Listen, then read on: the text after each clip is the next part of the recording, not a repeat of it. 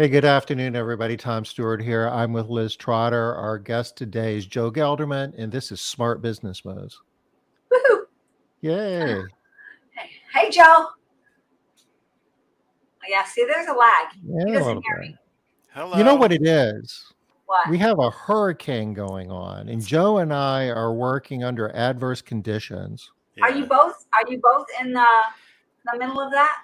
Have that going on? It may be affecting it for real. Yeah, we're in the cone. We're in the cone of destruction. Oh, okay. But I heard it was. We are in the storm, but I don't think either one of us are at any immediate risk. I heard it was not severe, just very fast. That's what I I think heard. No. I think there's some people in Florida that would tell you that it was severe. I think there's some folks in Florida that got hit hard, Oh, but really? once I it's hadn't heard come that yet. on, yeah, it's kind of I'm in Charleston. It's Yeah. kind of tropical force type stuff. Some trees will fall over, maybe lights will flicker. There's some flooding, but it always floods here, so nobody's evacuating or anything like that.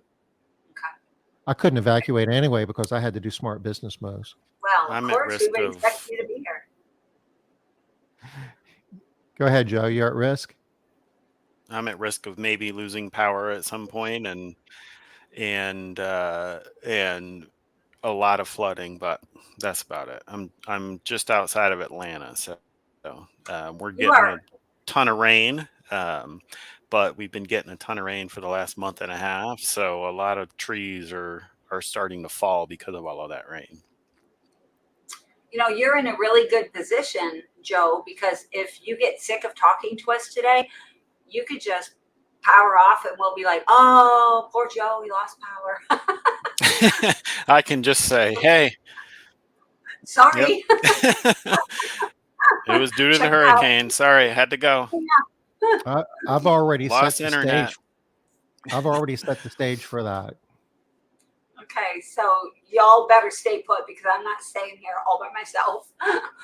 I'm going to have severe sun stroke. That's going to be my excuse. All right, so let's get started with Might be Is a It Kids solo last 30 minutes for you, Liz. Oh, I've had worse. All right, let's try and just maybe 1 or 2 minutes. Um, Real quick, wanted to share with y'all. We are talking about hiring today, improving your odds. Joe is going to share some great stuff there. And for those of you that haven't heard about the Orion, he'll be sharing about that specifically toward the end of the show, and you're not going to want to miss that. All right, but for ISSA, some things specific to hiring are some discounts that you can get. And where are we? We are at, we'll use the same thing, momdogpeter.issa.com, although they don't like my explanations for this. I am going to drop the URL in chat so everybody can just click on it rather than. Try to decipher Mom Dog Peter. Yeah. All right, I get it. All right, so what are a couple of things on here? I know that they had, right there, we have some insurance type things that you can get discounts on for your people that can help you with hiring. Oh, that's much better. Thank you. So health insurance, dental and vision, life insurance. So if you're in a situation where your people are not coming to work for you because you don't offer insurance, check this out and see what kind of discounts might be available for you. Was there anything else specific on here? Maybe on additional benefits? Yeah. Virtual medicine, that's kind of interesting. The whole thing, I guess you just call and talk to a doctor and it's easy and it's cheap. Investments, I guess you could set up 401k plans or student loan abatement. Huh. I'm not sure. That would be different than a education tax-free savings account, I would guess. Do you know what that is, Joe? Curious. I do not know what that is. Okay. Additional benefits. Holy cow. Here's where.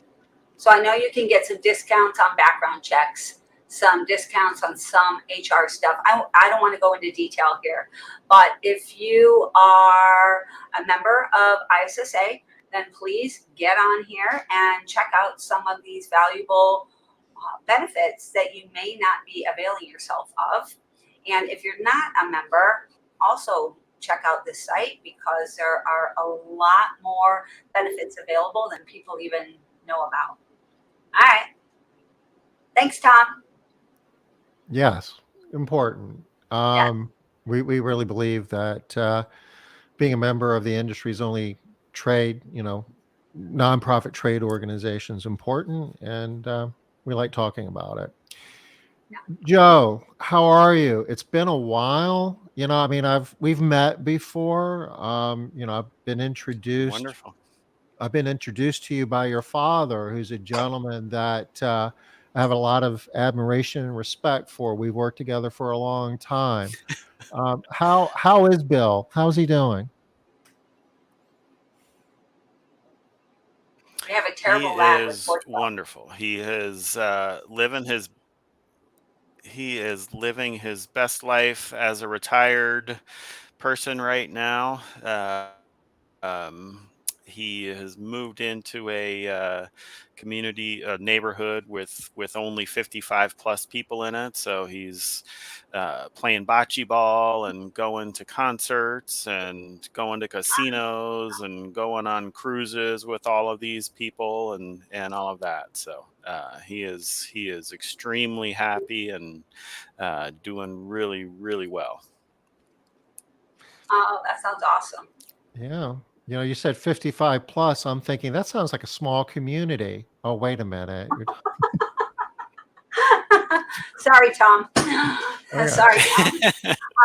I think you might be showing your age right there, Tom. I could be a candidate. No doubt. All right. Well, I'm so happy to hear about Bill. He has always been one It's of been my great for industry him for sure. favorites. Yeah, it's awesome. All right. Well, what are we going to talk about today specifically? So I think just improving your odds with hiring, right? Um, Sorry for the lag. Tom and I tried to figure it out a little bit before we came on, but it seems to still be persisting. But um, hiring in general and improving your odds with hiring and the different ways that you can have the right mindset and the things that you can do to improve Okay. your odds in terms of keeping people, right? Because one of the things that I continue to is that hiring has been an issue. I mean, hiring's always an issue, right? But it's been a big issue since COVID. Whether it's getting candidates or getting candidates to show up for the interview or answer the phone when you call them. So it seems to have turned a little bit to people are showing up and people are actually taking the job to people are leaving within 2 weeks, right? Um, so the retention part is also a big part of what the main focus of what we do is with the Orion, just in terms of making sure you're hiring the right people, right? Because retention's great, and you can put a ton of attention into all of these things you're doing to build the culture and to build to do all of these different things to retain people. But if you're not hiring the right people, it doesn't matter. You're just spinning your wheels. So Joe, I guess just to kind of get us I'm going to wait a started here, I'm second just gonna to see if either of you respond just because of the lag. to get us started here. Let's back up just for a moment. If you could tell us a little bit about yourself, and you mentioned Orion, you could then go ahead and we could talk a little bit about your business and what you do. But I know that you've got a very interesting, background prior to Orion that I think would be interesting to share with our audience. Yeah. So I actually worked in professional sports for 15 years before I joined my father, who has recently retired, and I've taken over the company. And for the last 10 years that I was in professional sports, I worked for a professional hockey team. For the last 10 years that I was there, I did all of the hiring. So I hired everybody from our ticket sellers to our accountant and CFO, everything you can think of, right? So I did So when all the of the hiring. goalie So when the I've goalie been gives up on the other side. So I'm so I'm not just talking about. so when the goalie gives up the losing goal, do you get in trouble for hiring the wrong goalie? That's not hiring, that's recruiting. No, I didn't hire the players. Oh, Yeah. okay. I just hired the front office staff Oh, okay. and the work, like the workers, like the so I didn't have anything to do with the hockey side. It was just the front office side.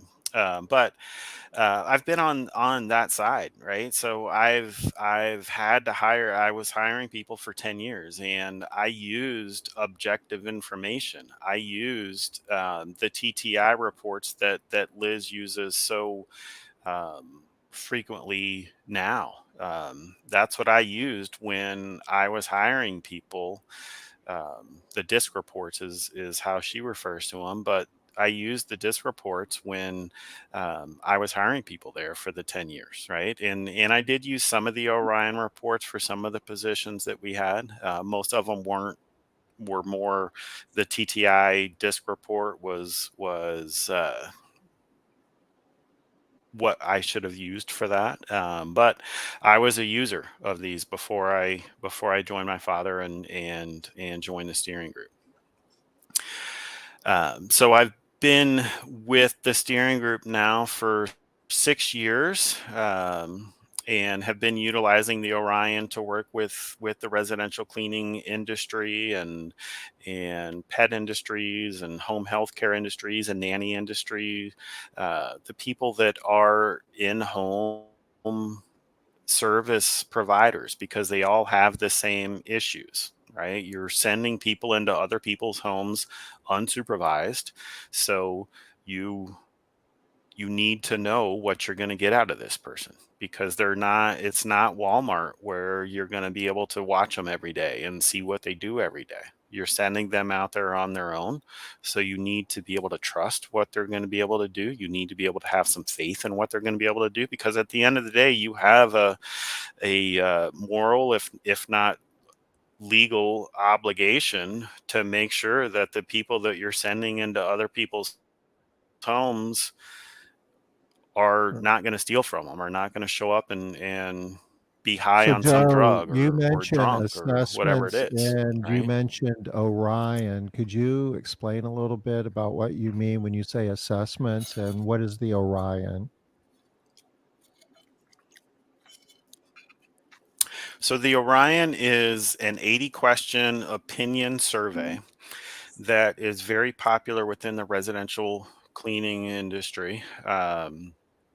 And you would give this to your candidates, and they would answer these 80 statements with their opinion.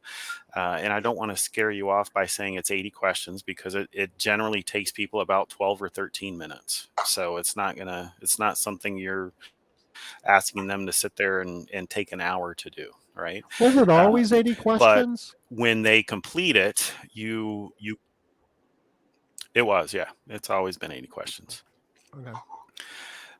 When they complete it, you get a report immediately. Tom, if you want to just click on that second one there on, you know, on the website, you get a report immediately that gives you some scores on them based on how they answered the questions, right? So the first thing is the validity, which tells you whether or not they were being truthful. That's probably the most Can you make important it bigger, thing Tom? in there, right? It will tell you, based on the pattern of the person's answers, it will tell you if they were trying to deceive the assessment and if they were essentially lying or trying to hide their true opinions from you. But then after that, it goes into all of these these other things, right? Supervisory attitude, which would mean, is that somebody that will follow your policies and procedures when they're out there on their own, or are they the kind of person that's going to do it the way that they think it should be done? Right. So that's a big one, especially for people that use individuals. But it also can be a big one for people that use teams, because if you put two people together that are below average supervisory attitude, go ahead, All Liz. right, I'm going to try and get my hand up there so I don't keep talking over you, Joe. So when it says below average, does that mean below average risk? No, that means that person is below average in supervisory attitude, right? So that means, in this case, that means that person is the kind of person that would do things the way that they think it should be done, rather than the way that you've trained them to do it, and rather than the way that you have set your standards for your company. All right. So below average supervisory attitude is one of the things that we recommend that the users of this eliminate a candidate based on. Because if a candidate is below average supervisory attitude, then they're the kind of person that, you can train them for 2 months if you want. But once they're on their own, or once they're out there with an individual team member, one other person, unless that's a really strong person that's going to hold them accountable, they're going to do it the way that they think it should be done, and they're going to be more likely to cut corners and not really hold your standards to heart. Awesome. I can definitely see how this is going to be. I mean, it's obvious how valuable this would be to know in advance of hiring someone, right?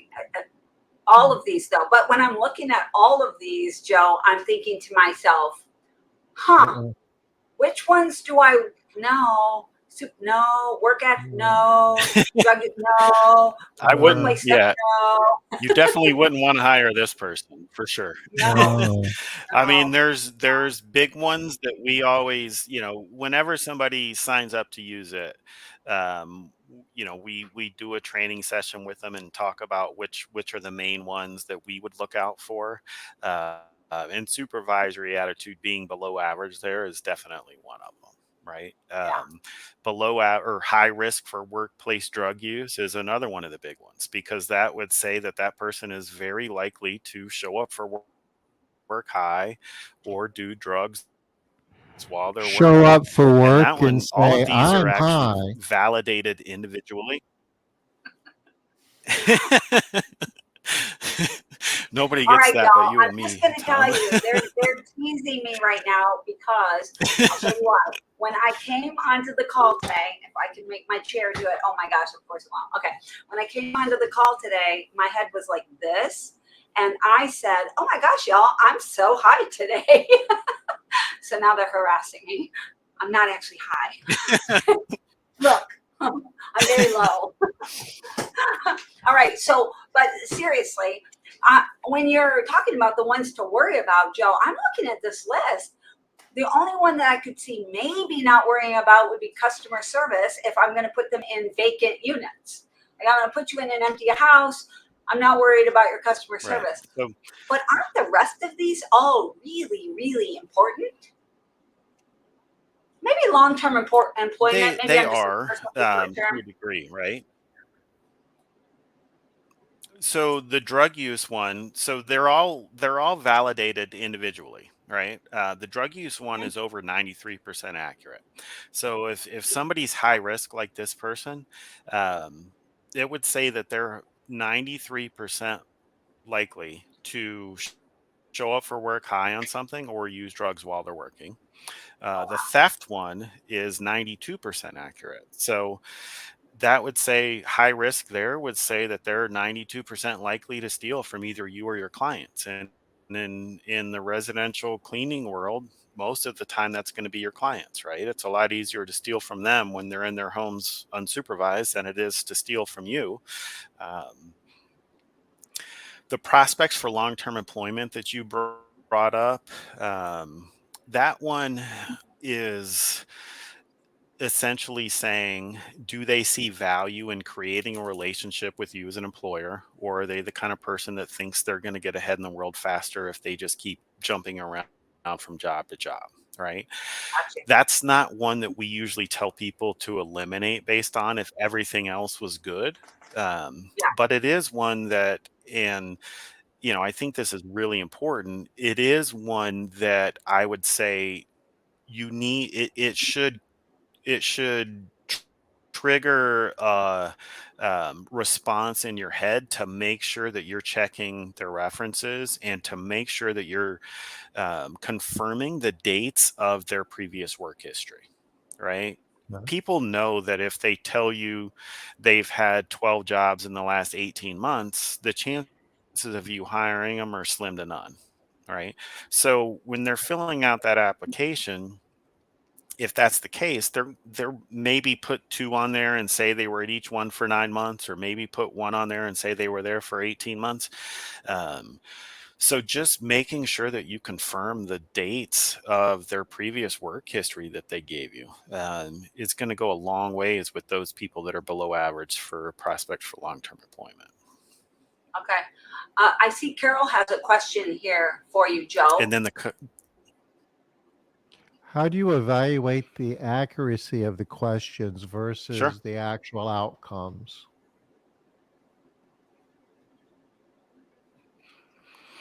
So that is way above my pay grade or expertise, right? So Orion is a company that's been around for about 25 years, and there's lawyers and statisticians and psychologists that are involved in creating the assessment and adapting the assessment when it needs to be adapted, and continuing to make sure it's legal, which may be the most important part, right? But they have done extensive research, and before it could get legalized, they did extensive studies with different companies and things like that, um, to make sure that the questions were valid and that the questions were measuring what was wanting to be measured. And they had enough data and provided enough data to make it legalized, to make the fact that if somebody is below average in prospect for long-term employment, that it was legal, and there was data behind it to show that they were below average. Gosh, I didn't even think of that initially, because I can see how you would really have to be on top of that, or people could easily say, "Hey, I'm being profiled here. I'm being there's bias Yeah. against me as a human. They have no Mhm. idea about this." Wow. Okay, that's a So is there not So to for go many off years, too far, on a tangent, but I know a lot of times companies will kind of create their own assessments, if you will. Is there any risk in that? I mean, because we're not statisticians and attorneys. right? Yeah, I mean, at the end of the day, I would say there is. I mean, I know people do it.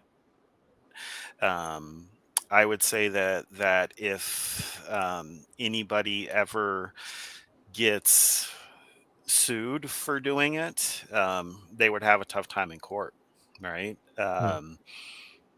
When you're using something like the Orion that is valid and has been verified and is EEOC compliant and all of that, there's never going to be any legal issues, right? If you're creating your own, there are going to be issues, right? People can Oh, claim mm. discrimination. People can claim that they were profiled because of this or this. Or if you're using someone else's, I guess what I'm hearing is it would be a good idea to ask the question to, has this been validated? And I suspect, Joe, if we asked you to, and we're not, but there's some type of legal document that goes behind this that the Orion people can demonstrate that it's been Yeah. normalized and it's without bias.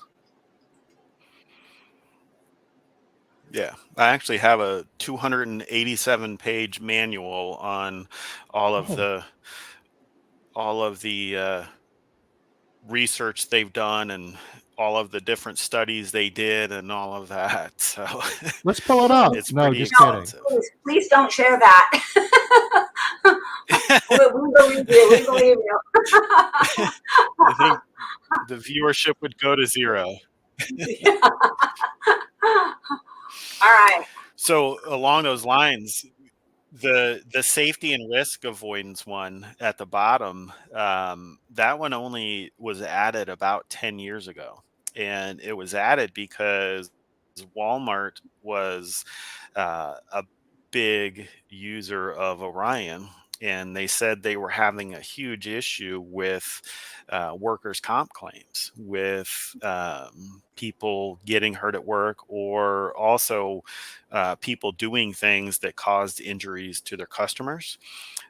So the Orion folks, the statisticians and the lawyers and the psychologists got together and came up with these different questions to try out. And after about 2 years, so they were giving all of these questions and assessments to the new hires, but they weren't making any decisions based on them. They were just tracking them, how they did, whether there was any injury claims that came from them, whether it was internal or external injuries.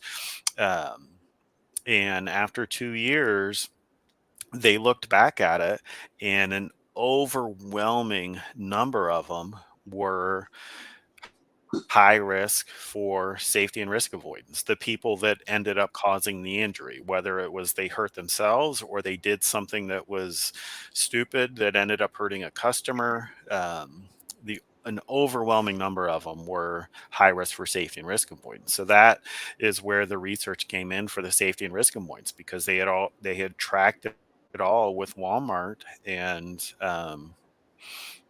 the numbers were overwhelming enough that it became legalized for them to use this. And one of the things that you mentioned, Joe, was the 93% accuracy and then also 92% accuracy. Do all of the different things that you're measuring here, the different behaviors, do they all, or I guess it's not behaviors, these are attitudes? What are they?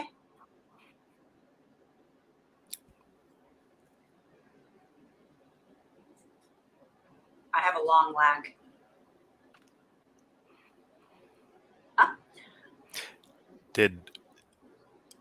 I think I know what you said, but I'm not sure. So I'll answer it based on what I think you said, Sure. Yeah. because you broke up big time. So it may be me because it is super windy here. So um, they all do have their own. They all are validated individually. So they all do have their own accuracy, right? The lowest is customer service. And that's one of the reasons why we always tell people customer service is not one that we would ever eliminate somebody based on. And customer service is 72%. All Oh, right. okay. But What workplace what drug use is what 93, theft is 92. what's included in customer service? Like, what are some ideas of what you are Yeah. evaluating? So customer service is actually not just about the customer facing side of things. It's more about understanding that the job that they do is going to reflect upon you as a business owner, and be able to maintain them as a client for you as a business owner, which in turn ultimately means them continuing to have a job, right? So it's about them being able to kind of look outside their perfect job description and see things that may need to be done and do them, right? So somebody that's below average customer service is likely to want to stick right to the job description and do exactly what the job description says. So if the job description that they think they have says when you're dusting blinds, you just dust the blinds, and it doesn't say you also have to open up the blinds and turn them over and dust the other side of the blinds, they're just going to dust the front of the blinds because that's Okay. what the job description says, right? Um, when you're above average customer service, you're the kind of person that's going to understand those kinds of things. You're going to be able to look at the bigger picture more efficiently, or more often, and be able to look at those other things and say, you know what, if this was my house, I would want this done. So I'm going to go ahead and do this. All right. Well, So I'm one of the really things that glad I I always tell asked that people question. when I'm training them on it is one of the things I always tell people when I'm training them on it is if you have somebody that's below average customer service, I certainly wouldn't eliminate them because there's a lot of factors that can go into that, right? Some of it can be their socioeconomic background. And this is customer service is the one of these seven that I would say can be trained up. The rest, the other six are what they are, right? Customer Okay. service can be trained up. So I would always tell somebody to share real life stories of what their team has encountered in the field in terms of things that you know you've walked into this house and this has happened. There's a dog that's pooped all over the floor. What are you supposed to do? Right? That's where somebody that's below average customer service would struggle is making that decision. Right. Um, so sharing real life examples of we had one team member that encountered this and this is what they did and it was great. We had one team member that did this and this is what they did and we wish they would have done the other thing. All right. So sharing real life examples with people that are below average customer service really goes a long way to helping them understand what you're trying to get um, out of their role and helping them kind of see the bigger picture and push forward with um, doing things the way that you want them to do it. This one is tricky though, because it is so very subjective. I can think of, off the top of my head right now, I can think of some business owners that, just using your blind example, right? Some business owners that would not want them to spin the blinds and do the other side. They would want them to follow precisely what was said. Hey, I just said to just dust the blinds. I didn't say anything about doing both sides, etc. And then I know there's another, in my world, a wider portion of the population that would prefer that they think bigger picture and how can they provide um, additional customer service. But I do know there's a chunk of business owners out there that don't want them doing anything outside of, not even a little bit outside of scope of work, because they're afraid that they're going to set up expectations for the client that other teams, other people can't meet.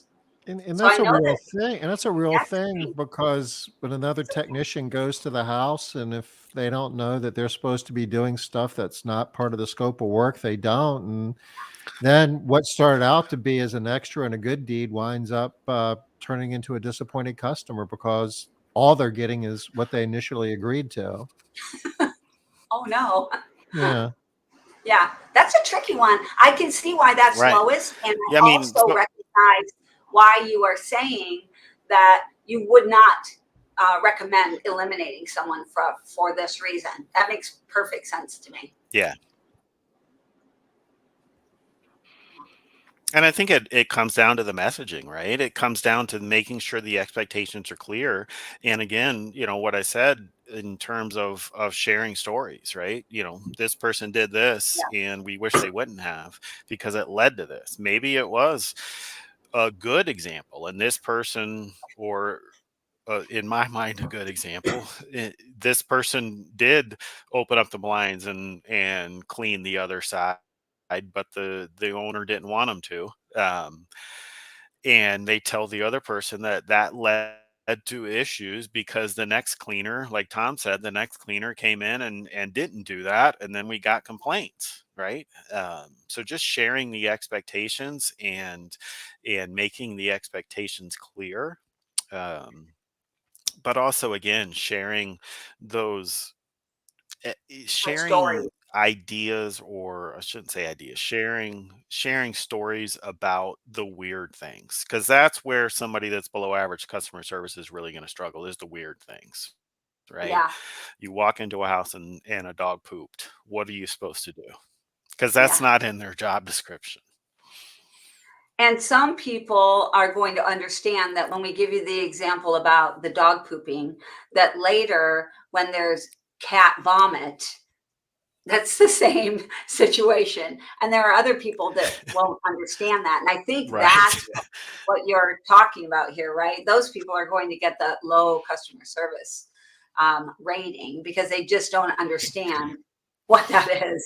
You said And I dog would poop. You think, meant to I mention a mean, thing about the cat vomit. yeah, I mean, That's a thing. Yeah.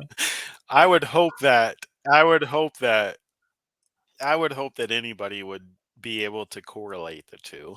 But Well, you would be I would, disappointed in my mind, sometimes. I would think that sharing a story about, in my mind, sharing a story about dog poop is the same as sharing a story about cat poop. But I do understand that it's not necessarily the same. No. And then you got to get into dog vomit and So cat maybe you poop. I need to mean, it share gets very two stories, complicated. right? I, You need to I share am two stories. I am 100% on board with your thinking about the stories, though, because I do agree, even though we're joking, I do agree that the vast majority of the time you can begin to set the bigger vision for what we're trying to get to with those stories versus just saying, clean the floor. We're gonna have some failures with just clean the Yeah. floor. Yeah. So tell us, Joe, this And is I've one of had a my lot favorite. of, Oh, I'm going to keep talking. I keep forgetting. I keep stopping go when ahead. you talk, but sorry. Tell Go us ahead. a couple No, of it's fine. Go stories ahead. about workplace theft attitudes. I know you have a couple of really good stories Um, yeah, I mean, so I think my favorite, actually, you probably haven't heard, because there. this is my story and not my dad's story, and you always heard my dad's stories. Yeah. Um, so marginal risk means that when somebody has the need and the opportunity simultaneously, they can justify stealing. They can justify it to themselves. They can say to themselves, I need this money more than Mr. and Mrs. Smith need this money, right? Um, Yeah. so we recommend that you eliminate anybody who's high risk or marginal risk for theft, because marginal risk means that the fuse is there. You just don't know when it's going to light. But if something happens in their life, it's going to light. High risk means that the fuse is there, and the bomb is probably going to go off, right? Yeah. Um, so I had it was actually a maid owner, um, that Darn it. I talked to. This was probably 2 years ago. And she had hired somebody that she had been using this for years. And they usually didn't hire anybody that was marginal risk for theft. But this person worked in the office, or sorry, this person's sister worked in her office. Right. Oh, Um, so they ended up hiring her as a maid because her sister worked in the office. Everything yeah. else was fine on her report, except she was marginal risk for theft. And she was fine for about a year or so, and then she ended up getting divorced. And about a year after she got divorced, a boyfriend came in or called the owner and said, blah blah blah has been stealing from your clients for the past year and selling. She's been stealing purses and selling them online. She's got a Etsy website, and here's the website, and she's stealing all these high-end purses. And so they eventually called this lady into the office, and she said, you know what, I didn't start until after I got divorced because I couldn't live the lifestyle that I was used to, and I needed more money. So I figured that these people's houses that I were going into, because they were so high end, they wouldn't miss if I just took one purse. So she was only taking one purse from each house. Oh, But that's all. she was selling Hmm. them online. I mean, they were Online. all like, it was a, yeah, it was a, it was a high end community, right? So she was selling these purses for like $800 each online. Um, and he gave her the link to this website and all that, and she finally admitted it. And she said exactly what somebody who's marginal risk for workplace theft would say, which is essentially, I had the need because I wasn't getting the lifestyle that I was used to, right? Wow. So that's the worry with the workplace theft thing, is you never know what's gonna light somebody's fire there, Yeah. right? It And she can be was something right. as simple as, I want my son to play. And It she can be was something right as simple as, I because want my she son to said play youth they football would and I not can't afford even. it right now. I hate talking over him. It's making me insane doing it. But I know he can't hear me unless I keep talking over him. I'm going to let you go back to your soccer thing in just a second, Joe. But it is crazy because she was right. She was stealing for over a year, stealing a purse here, a purse there, a purse here, a purse there, and nobody ever noticed. She got turned in by her own boyfriend, or I'm guessing Yeah, ex-boyfriend at that point, right? That's crazy. Tell us right. about the soccer thing. Yeah, they had broken up. That's why he turned her in. Yeah. Um, I don't even know what I was saying when you got into I that, but remember I could tell the story, but I'm going to have to talk over you again. You were talking about how whether it's something like a divorce or something along the lines of you just want to put your oh yeah, son yeah, into okay. elite soccer, right? You need extra money. Right. So with the marginal risk for theft, you don't know what their trigger is, right? You don't know if it's wanting to sign their son up for travel soccer, or wanting to sign their son up for football, or their daughter up for hockey, and they don't have the money, and they've been fined for a year or a year and a half, but all of a sudden they have this need, right?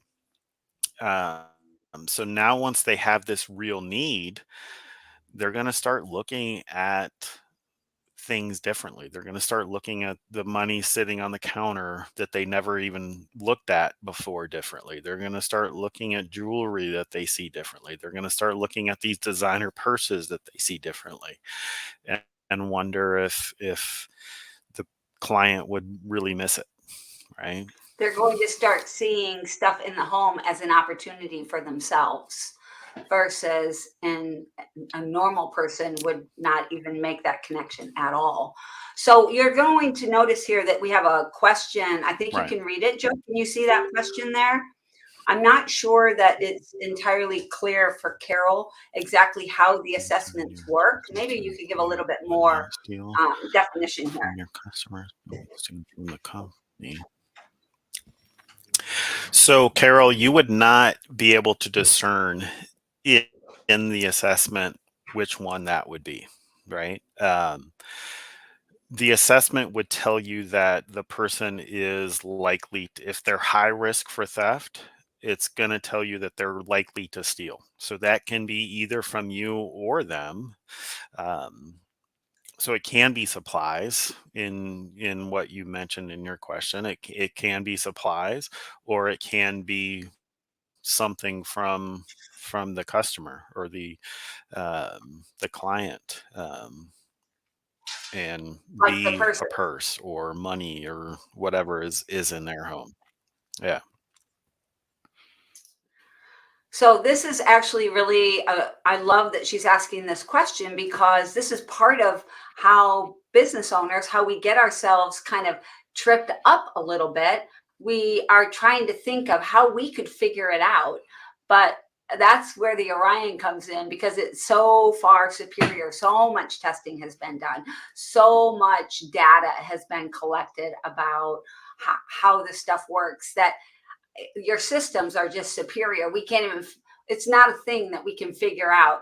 Can you talk a little bit, Joe, about, and I think this is still true, I'm not positive, I haven't spoken to you about this in a while, but in the past, you couldn't get an accurate rating if you were, for example, the business owner and you were trying to take this, or you couldn't get an accurate rating if you took it after you were hired. Is that still the way it works? It is, yeah. So it's designed, so the psychologists behind it, it's designed by them with the applicant's neutral mindset in mind. So it is definitely not valid for current employees, and it is not 100% not valid for owners. I tell people that all the time, and I'll always have owners that want to try it and do it on themselves. And I always tell them the first thing you're going to want to do if you do it is fire yourself. And every time it comes back terrible, right? And then they feel like it's It's not accurate because they 100% not know valid that's on an not true owner. for them. Yeah, Right. I like But it's not valid on an owner because it's designed with an applicant's neutral mindset in mind, right? So you want them in that mindset of, are we going to get hired or are we not going to get hired? You don't want them thinking that this is the last step that they need to jump through when they do it. You want them still questioning things, right? So it's generally done before you have any meaningful conversation with them. Um, we do have some people that will do it a little later, but we've talked to them about making sure that they maintain a neutral tone and neutral deposition in the interview process so that the candidate doesn't think, oh my gosh, this person loves me, I'm going to get this job no matter what, right? yeah. And then they get this email with their, or they're doing it in person, um, because they're going to answer the question differently. If they're in that mindset, if they're in the mindset of, I've got this job already and this is the last step I have to jump through, then they're going to answer the questions in a defensive manner instead of in a truthful manner, and it's going to show, and their report's going to be bad if they do that. And when somebody's looking to get hired, this is really, I know this is obvious what I'm going to say, but it also bears repeating, that when somebody is looking to get a job and they're filling out one of these assessments, they're trying to get the right answer, right? What they think the right answer is. So it's, everything is going to be based on an applicant trying to give you the right answer. And so we can't do that. We can't do that. It's like the mirror image thing. Are we seeing the real thing, the mirror image? We can't do that psychology ourselves. That has to be run through much smarter people than us that can play that game of what are they thinking at this specific time, what's their mindset, how does that compare to what they answered. It's a tricky little game. I could easily see why, as a business owner, I would give a completely different answer than I would as an applicant. And that's going to mess you Right. up.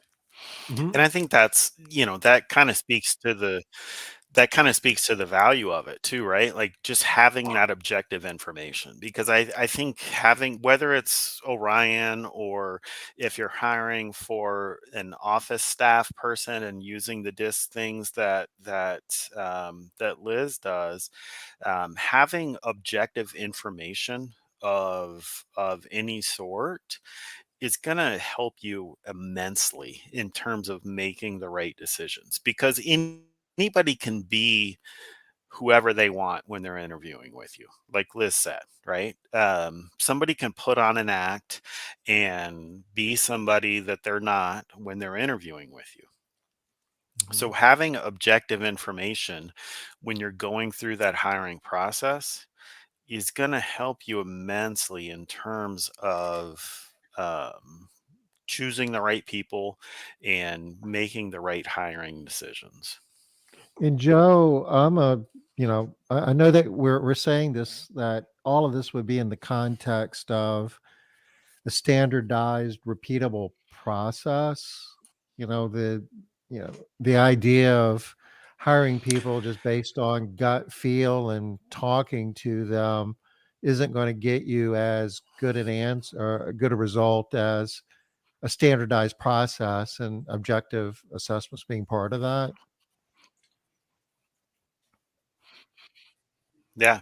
I mean, I think the biggest mistake that most people make is number one, not having the objective information, but number two is hiring because you're desperate, right? I think you want to always kind of try to keep that pipeline full, at least keep that pipeline with some people in it, because you never know when the next person is going to come in and tell you that they're moving next week or that they're quitting tomorrow, Mhm. right? Um, so keeping that pipeline full, and keeping that pipeline full is going to keep you from making those desperate decisions, because I think the desperate decisions and the settling for people is the biggest mistake that people make. I think the number one thing people need to do is create standards, right? Create a standard, know what you're doing, have a plan and follow that plan, and then stick to that plan, and in that plan needs to be a standard of who you're going to hire. And don't settle. It's better to turn away two customers tomorrow because you don't have the workforce to do it than to hire somebody that you shouldn't have hired, which may end up alienating some of your staff, which may end up creating a lot of customers for you and your other staff, and which may end up creating bad reviews for you on Yelp and Google and everywhere else, right? It's extremely important to make sure that you have those standards and that you're sticking to those standards and that you're not settling. I think one of the biggest mistakes that most people make is settling just because they're desperate. So creating that pipeline and continuously recruiting, and making sure that you're not just hiring right now because you need somebody, and you're always continuing to, hiring is a process and not an event, is what I like to say, right? I like that. So making sure that you're not just hiring right now because you need somebody Yes. At the very least, you always want to be helps you stop recruiting. from making those desperate decisions, because making those desperate decisions Yeah, we is when make you the settle. distinction Yeah. that we always want to be recruiting, even if you don't need to hire somebody at the moment. You want to have qualified candidates in the pipeline. So when you do need to make a hire, you're not scrambling and making, picking between bad choices. We're sharing your Right. website here, Joe, because we're down to just a couple more minutes before we get to the top of the hour. If anyone in our audience wants to know about, how to use objective tools in their hiring process, their interview and evaluation process, um, I'm assuming you'd be happy to talk to them about that.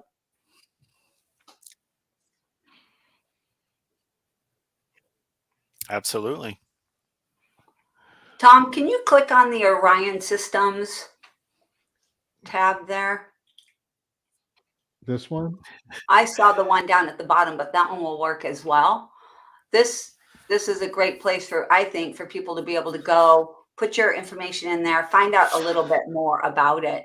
Is there any I is there I hate asking this question, but I'm going to ask it anyway.